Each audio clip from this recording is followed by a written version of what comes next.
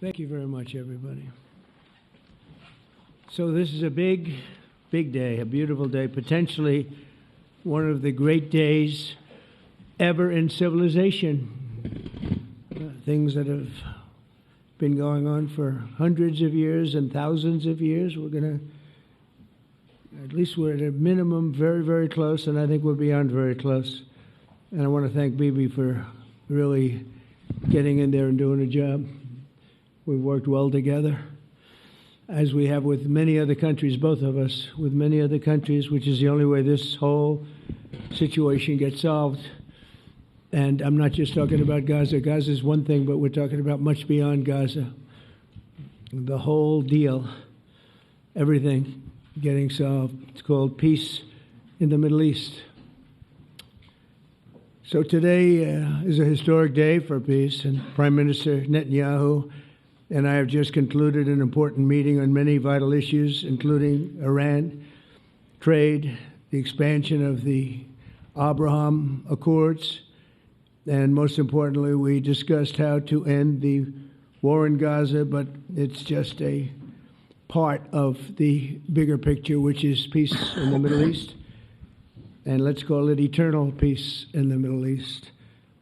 So this is far more than anybody expected, but the level of support that I've had from the nations in the Middle East and surrounding Israel and neighbors of Israel has been incredible, incredible. Every single one of them.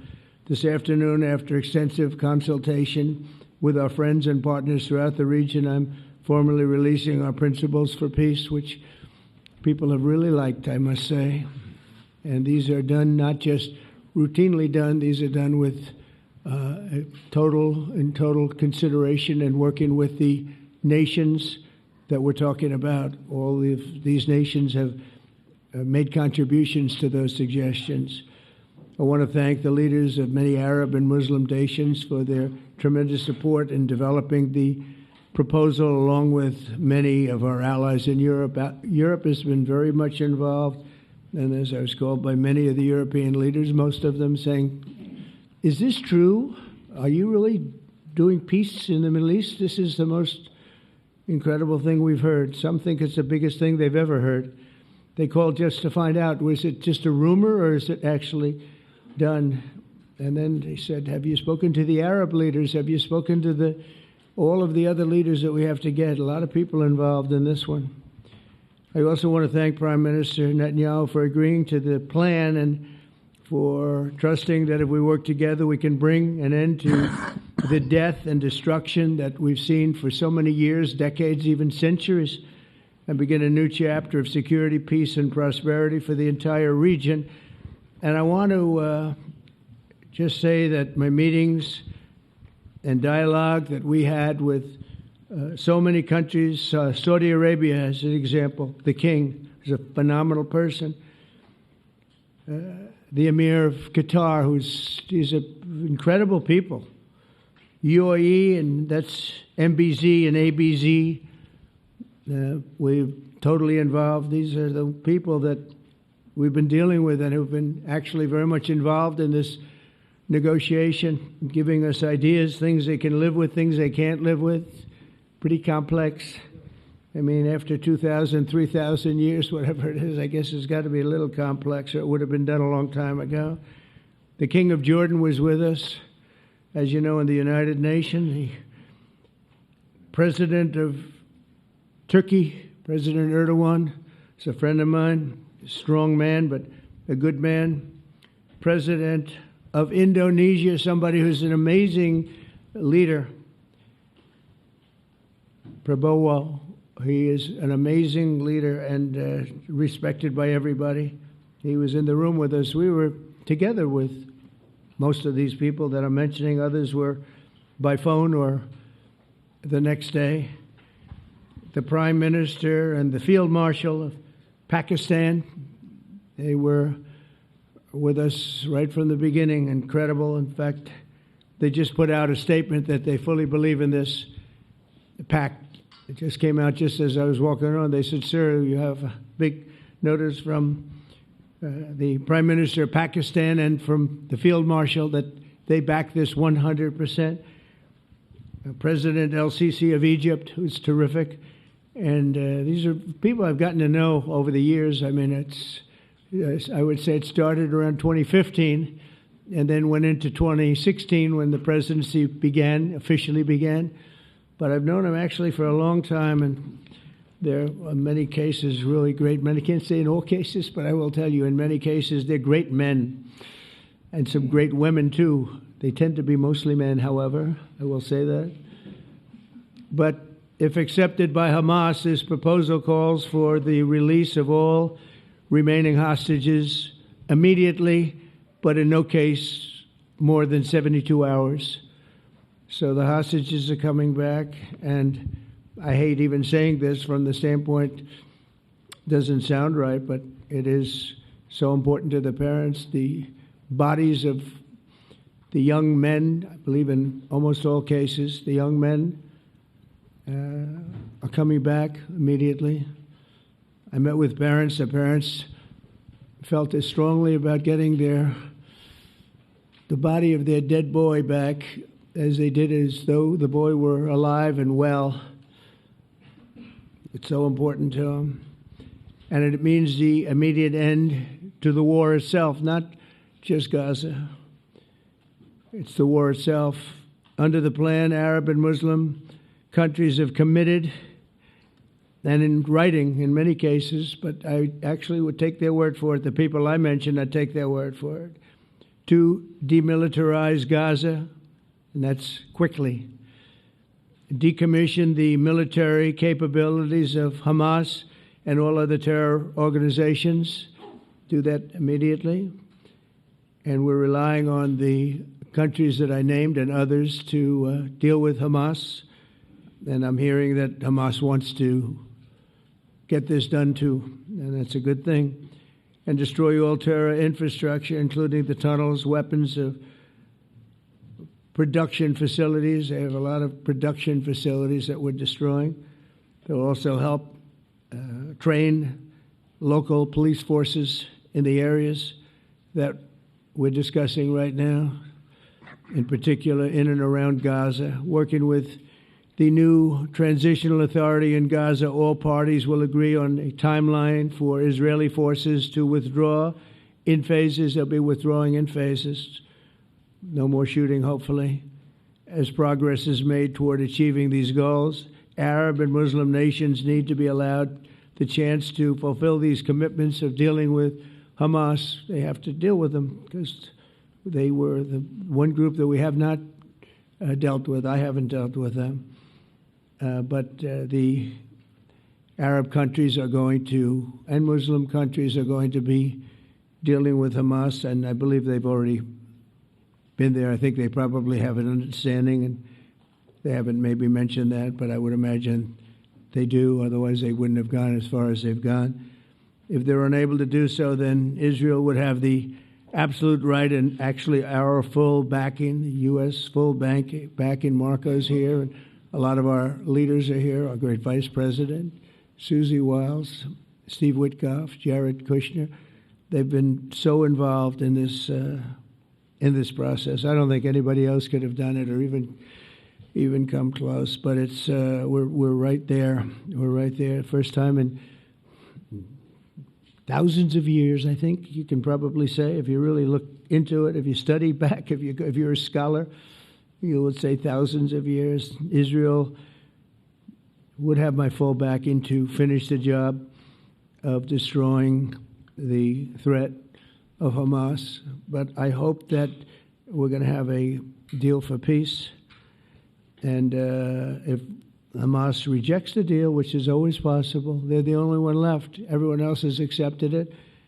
But I have a feeling that we're going to have a positive answer. But if not, as you know, Bibi, you'd have our full backing to do what you would have to do.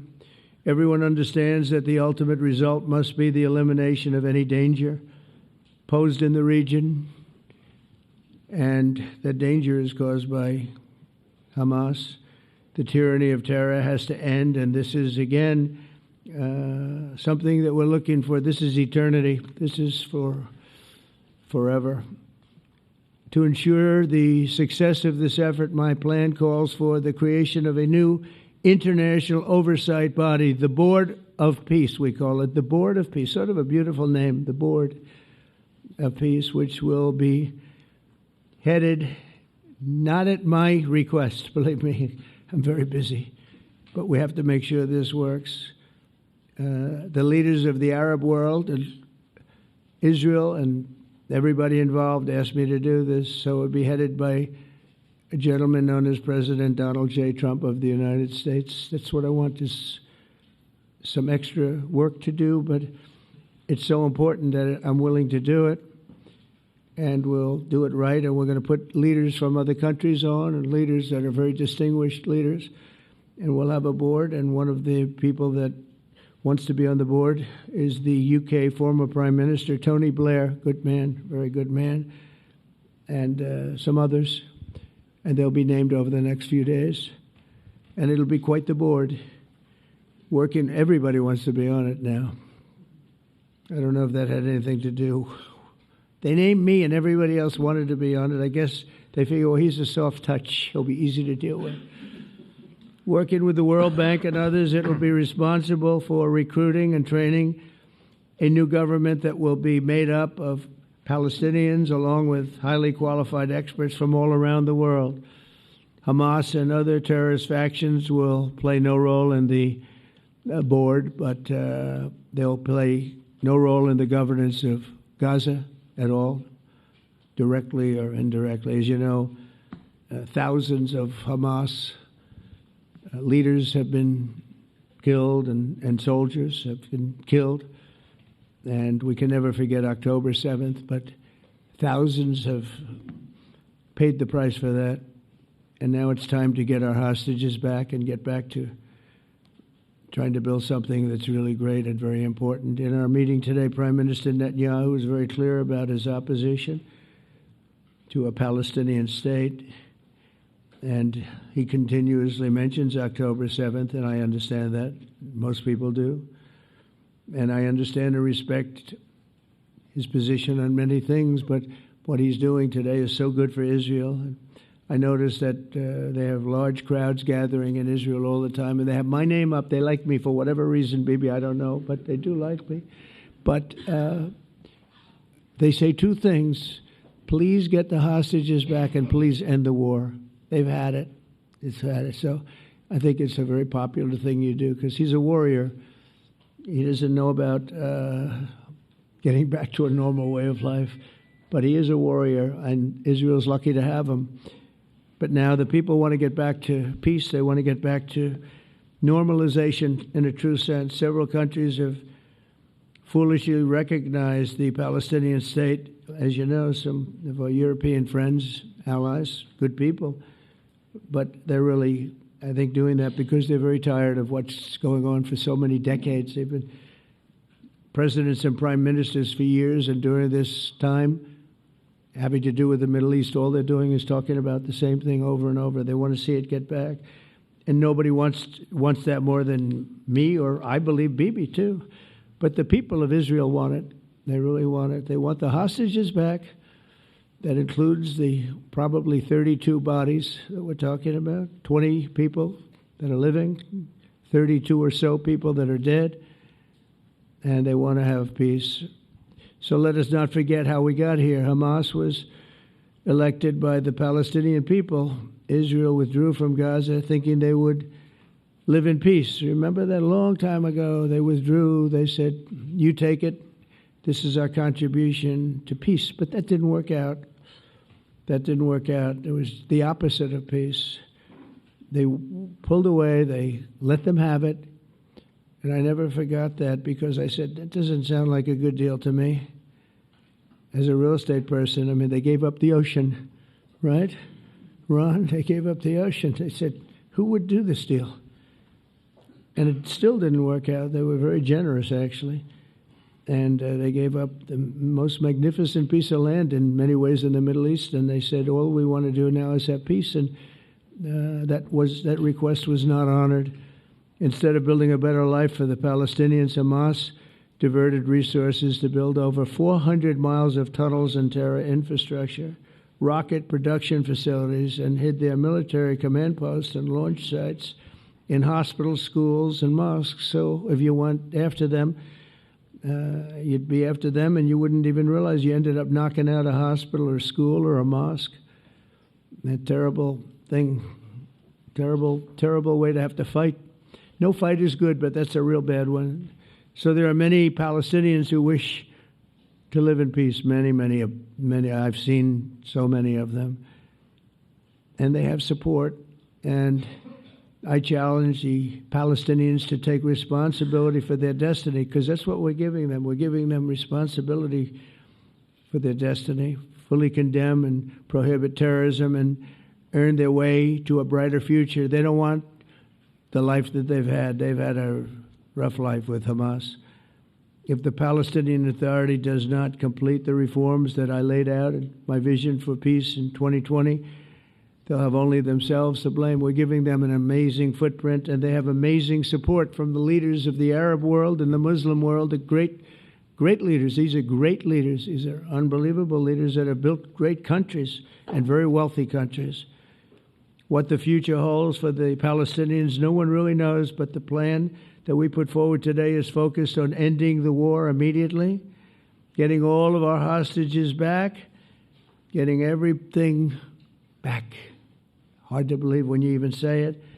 And creating conditions for durable Israeli security and Palestinian success. Israeli security is going to be involved. We're going to help you. We'll be there with you in terms of helping with security. We want to make sure it works. We just want to make sure it works. There shouldn't be a shot fired. Now, there will be, I guess, because that's the way it seems to be, but they shouldn't have to be within a few days. There shouldn't have to be a shot fired. Maybe for eternity. Wouldn't that be nice? I hope it's true. I can tell you the leadership of that region feels that there's a good chance of it being true. So this will lead to this agreement that we're talking about will lead to a sustainable long-term peace. No president in history has been a greater friend of the state of Israel than I have, in addition to negotiating the Abraham Accords. I like to say it that way because the real people, that's what they call Abraham. I would say Abraham, but it's so much nicer when you say Abraham. So much more elegant. But the Abraham Accords are amazing. Jared, you did that along with your group of geniuses, and nobody thought that could be done. We have 4 countries, and Sleepy Joe Biden didn't do a thing. He didn't even know what the hell they were. He should have had them fold up. But I think this will also lead to packing them. And who knows, maybe even Iran can get in there. I hope. We hope we're going to be able to get along with Iran. I think they're going to be open to it. I really believe that. But they could be a member. I long ago said, I'll bet you at some point Iran will be a member of the Accords. And little did I realize it was going to take this turn. That was some turn we did with the B-2s. But I think they might very well be there because it's a great thing for them economically. I recognize the eternal capital of Israel. I opened the American embassy in Jerusalem. That was something that everyone said would never be done, could never be done. Virtually every president for many, many years, for decades, would campaign on making Jerusalem the capital of Israel. They campaigned on it over and over. Is that right, Steve? Is that right? Everyone, and when they got to it, and I understand why now, because it was so. When I got to office, I campaigned on it too. I said, we're going to make it. And then I'd get calls from the leaders of various countries saying, please don't do it, please don't do it. It'll end the whole world, please don't do it. And finally, I just didn't say anything, and I did it. People were calling me before I did it because they heard I was going to do it, and leaders of countries were calling me, and I think it was on a Thursday that I did it, and they'd call me Monday, Tuesday, Wednesday, 3-4 times a day, and I said, tell them I'll call them back on Friday. And I announced it on Thursday, and I called them back, the biggest people in the world, and they said, you've done it. I said, done what? You've made the capital of Israel, Jerusalem, and we wanted to talk yet. I wish you called me a little sooner. Maybe I could have done something about it. So that was a lot easier than getting into an argument, because I knew what they were calling about. And you know what? It turned out to be amazing. Everybody thought it was going to lead to the end of the world, right? The end of the world, Ron, that's what they said. It didn't lead to anything. It just led to something that I promised, and something that was very, very popular for Jewish people and a lot of other people, too. I recognize Israeli sovereignty over the Golan Heights, and I cut taxpayer funding to the corrupt United Nations Relief and Works Agency. And United Nations was interesting because, as you know, a few days ago they introduced me. Ladies and gentlemen, the President of the United States. I'm looking at my teleprompter, and the thing was dead, stone cold, dead. The thing's up here. I have a long, beautiful speech to make. I'm back 30 feet back, and I'm saying, they're introducing me. There's nothing on my teleprompter. So, but I made a speech. I actually got good marks. You think Biden could have done that? I don't think so. I don't think he could have done that. I don't think too many people could have done it. But actually, it was actually more of a speech from my heart, if you want to know the truth. I think it was maybe better in certain ways because it was from the heart. It has to be from the heart. Otherwise, you're in big trouble. But I cut taxpayer funding for that very corrupt United Nations Relief and Works Agency, and nobody thought that would be done, and withdrew from the horrible Iran nuclear deal that was imposed upon Israel by Barack Hussein Obama and Biden. And I don't think Biden knew anything about it, though. I don't think he knows anything about it now, actually, if you ask him. He'd say, what is that? And we obliterated Iran's nuclear enrichment capacity, making it impossible for them to have a nuclear weapon, which they would have had probably in about 2 months from that. But I've never asked Israel to compromise its security, but we had big, strong talk. Nobody's been better to Israel. No president's been better to Israel than Donald Trump. But we had a long, strong talk, Bibi and I, and he understands it's time. It's time. History has shown. And the people of Israel want it. And the people of the Middle East want it. The people of enemies of Israel want it. But they don't have really too many enemies right now. And you know what? Many countries have gained great respect for Israel, for the way they fight, for the job they do, including me. I had respect anyway, but they gained respect. History has shown us that those who have relations with Israel have thrived, while those who have devoted resources and attention toward the destruction and even annihilation of Israel have languished. They haven't done well. Israel is not going anywhere. They're going to coexist with other people and countries in the region, from Syria to Lebanon to Saudi Arabia. The promise of a new Middle East is so clearly within our reach. This is the closest we've ever come to real peace, not fake peace, not political fool's peace. If we can get this difficult problem solved, the opportunities for all within that vast region of this world, it's a vast region, it's unlimited. The Abraham Accords show that all countries are better off when they communicate and work together and embrace new opportunities. I hope Jared and Steve and Susie and Marco and JD, we have great people. I hope you guys are going to work very hard to get these other countries in, because now they have no excuse. There's no longer an excuse. They were somewhere hesitant. And I tell you, the 4 countries that went in, I give them tremendous credit, and it's worked out incredibly well for them. In the same spirit, I'm pleased to report that earlier today we took another important step toward greater understanding in the region. A short time ago, we had a historic phone call in the Oval Office with Prime Minister Tani, who's really a great, great person. So we had a great talk, and I was on the phone, and Bibi was talking. Prime Minister Al Thani was of Qatar. They really had a heart-to-heart conversation. It was a great conversation, I thought. It was productive. It was everything that you need to have something turn out to be successful. And I want to thank Bibi, and I want to thank the Prime Minister. It was fantastic. We agreed to launch a formal trilateral mechanism between Israel, Qatar, and the United States to begin a dialogue to enhance mutual security, correct misperceptions, and avoid future misgivings. And I want to thank Qatar, its leadership, and the Emir. He's a fantastic person. I think, I'm going to be his public relations man because I know him differently than a lot of people know him. But he wants peace. He wants to see peace. And his people, and they really acknowledge the critical role that they've played as mediator. And again, we're not quite finished. We have to get Hamas, but I think they're going to be able to do that. So now it's time for Hamas to accept the terms of the plan that we've put forward today. And again, this is a different Hamas than we were dealing with because I guess over 20,000 have been killed. Their leadership has been killed 3 times over.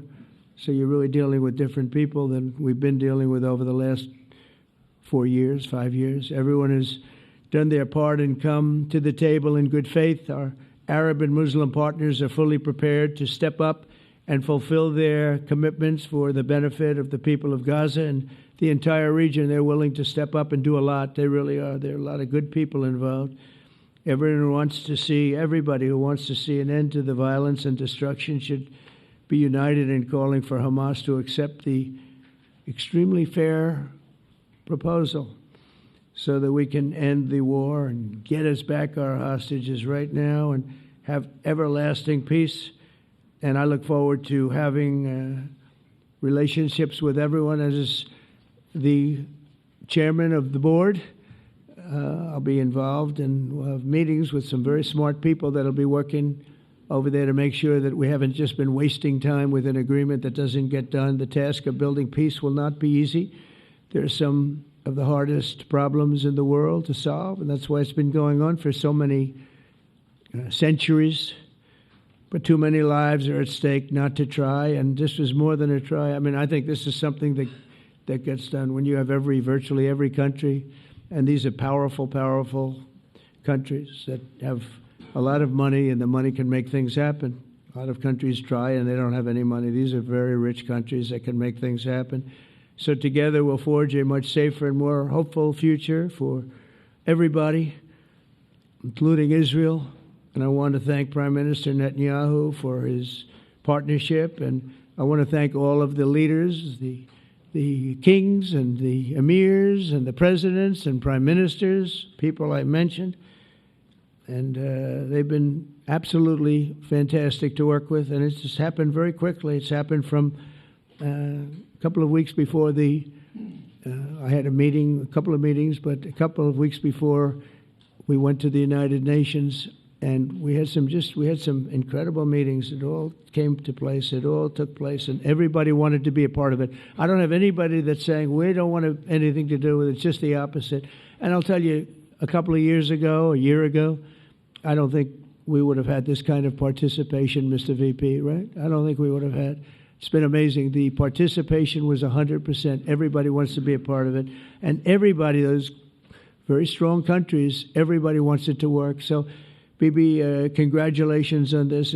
I think this will be your crowning achievement, frankly. If this all works out, we think it will.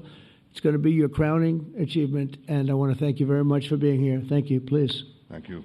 Thank you. Mr. President, first I want to thank you for graciously hosting me once again in the White House. And second, I want to thank you for your friendship and for your leadership. From Jerusalem to Tehran, from the Golan Heights to Gaza, you've proven time and again what I've said many times. You are the greatest friend that Israel has ever had in the White House. And Mr. President, you and I both know it's not even close.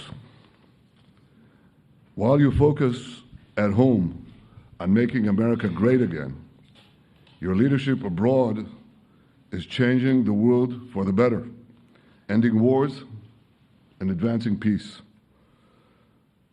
I believe that today we're taking a critical step towards both ending the war in Gaza and setting the stage for dramatically advancing peace in the Middle East, and I think beyond the Middle East. in very important Muslim countries. I support your plan to end the war in Gaza, which achieves our war aims. It will bring back to Israel all our hostages, dismantle Hamas's military capabilities, end its political rule, and ensure that Gaza never again poses a threat to Israel. We would not have achieved this turning point without the courage and sacrifice of our incredibly brave soldiers. They fight like lions to defend the people of Israel, and they serve on the front line in the war between civilization and barbarism. Mr. President, when our two countries stand shoulder to shoulder, we achieve the impossible.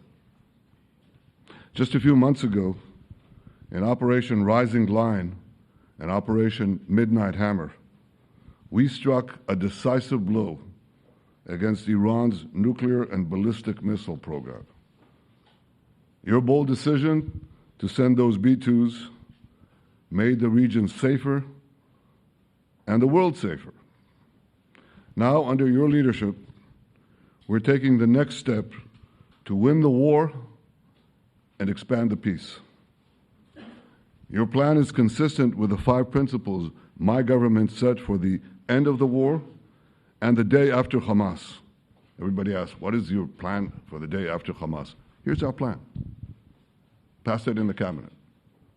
All our hostages, both those who are alive and those who died, all of them will return home immediately. Hamas will be disarmed. Gaza will be demilitarized. Israel will retain security responsibility, including a security perimeter for the foreseeable future. And lastly, Gaza will have a peaceful civilian administration that is run neither by Hamas nor by the Palestinian Authority. If Hamas agrees to your plan, Mr. President, the first step will be a modest withdrawal, followed by the release of all our hostages within 72 hours. The next step will be the establishment of an international body charged with fully disarming Hamas and demilitarizing Gaza. I appreciate your willingness to lead the body, Mr. President. I really appreciate it because you have a lot of things to do, and this is important. And it reflects the confidence that this will give everyone, that things will be followed up on all the commitments made. The fact that you're taking this on, I think, helps a lot to make sure that everything flows in the direction that we want. Now, if this international body succeeds, we will have permanently ended the war. Israel will conduct further withdrawals linked to the extent of disarmament and demilitarization, but will remain in the security perimeter for the foreseeable future. I think we should understand that we're giving everybody a chance to have this done peacefully, something that will achieve all our war objectives without any further bloodshed. But if Hamas rejects your plan, Mr. President, or if they supposedly accept it and then basically do everything to counter it, then Israel will finish the job by itself. This can be done the easy way, or it can be done the hard way, but it will be done. We prefer the easy way, but it has to be done. All these goals must be achieved because we didn't fight this horrible fight, sacrificed the finest of our young men to have Hamas stay in Gaza and threaten us again and again and again with these horrific massacres. Mr. President, I was encouraged by your clear statement at the UN against the recognition of a Palestinian state. That would be an outcome that, after October 7th, would reward terrorism, undermine security, and endanger Israel's very existence. As for the Palestinian Authority, I appreciate your firm position that the PA could have no role whatsoever in Gaza without undergoing a radical and genuine transformation. In your 2020 peace plan, which you mentioned just now, you made clear what that transformation requires. It's not lip service. It's not checking a box. It's a fundamental, genuine, and enduring transformation. And that means ending pay to slay, changing the poisonous textbooks that teach hatred to Jews, to Palestinian children, stopping incitement in the media, ending lawfare against Israel at the ICC, the ICJ, recognizing the Jewish state, and many, many other reforms. It won't come as a surprise to you that the vast majority of Israelis have no faith that the PA Leopard will change its spots. But rather than wait for this miraculous transformation, your plan provides a practical and realistic path forward for Gaza in the coming years, in which Gaza will be administered neither by Hamas nor the Palestinian Authority, but by those committed to a genuine peace with Israel. I think this can be not only a new beginning for Gaza, I think it can be a new beginning for the entire region. Under your leadership, we can re-energize, well, I've got to contribute my own, we can re-energize the Abraham Accords. That's what it's called in the original Hebrew, Abraham.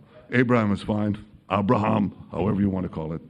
Under your leadership, Mr. President, we can re-energize the Abraham Accords that we forged 5 years ago. We can expand them to many more Arab and Muslim nations that choose moderation over extremism. I think there's an opportunity here. It's not going to be easy. It's tough going. But I think if we succeed, you're absolutely right. We're going to open possibilities that nobody even dreamed of. But I think we dream of them. As you've told me, Mr. President, and you've told the world many, many times, you said, remember October 7th. Remember October 7th. And we do. We will never forget the horrors of October 7th, and we will do whatever is necessary to make sure they don't happen again. Since October 7th, Israel's enemies have learned a hard truth. Those who attack us pay a heavy price, but those who partner with us advance progress and security for their peoples. President Trump just said it. It's also in the Bible. It says, those who will bless you will be blessed, and those who will curse you will be cursed. And that's actually what is happening. We want the blessings. I think we've done a lot in the past 2 years to end the curse. We're not finished, but we've done a lot. And we've done a lot together to end the curse. I want to thank your entire team for their efforts to get to this point. I especially want to thank Steve Witkoff and Jared Kushner for their indefatigable work to bring Israel and Arab states in the region closer together.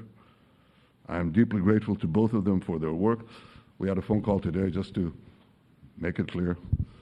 I said to the Prime Minister of Qatar, Israel was targeting terrorists, wasn't targeting Qatar.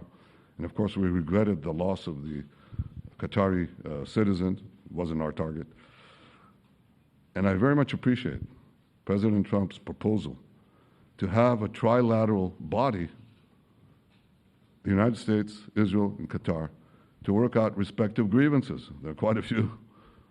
But if we could try to mitigate them or put it on a different footing, I think that'll be good for everyone.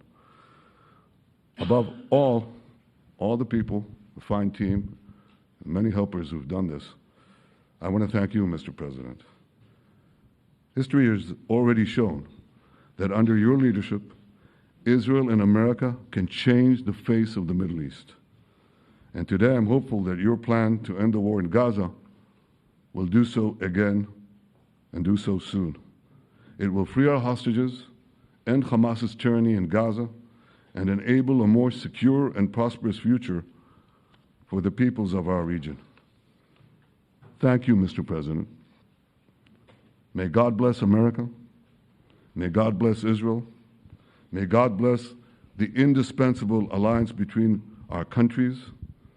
And may I add in Hebrew, G'mal Chatima Tova, may we all be inscribed in the book of life. Thank you. Thank you very much, Bibi. So I think while we wait for these documents to be signed and get everybody in line, I think it maybe is not really appropriate to take questions. I'm meeting with, as you know, a couple of Democrats in a little while about the country, about keeping our country open. They're going to have to do some things because their ideas are not very good ones. They're very bad for our country. So we'll see how that works out.